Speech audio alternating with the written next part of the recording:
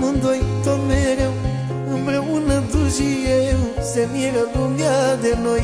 Când ne iubim amândoi, te rog mult, iubirea mea, să lăsăm ambiția, să nu ne pierdem dragostea. Când ne certăm îmi e tare greu, suferi și tu, sufăr și eu. La ce ne mai certăm, iubire, că știi că nu pot fără tine.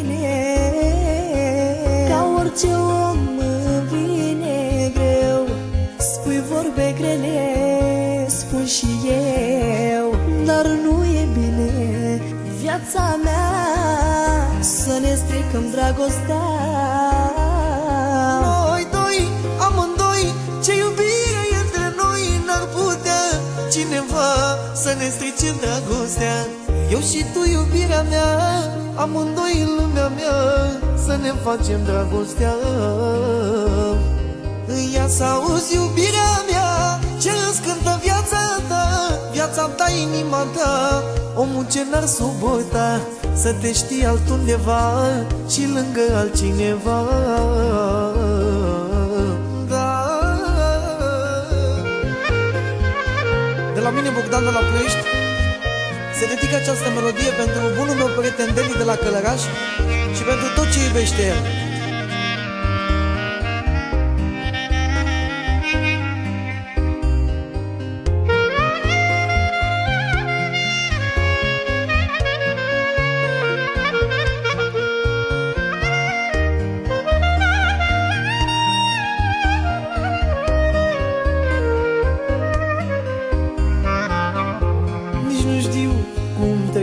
Ce ceasul, dacă nu știu de tine, mă doare și capul.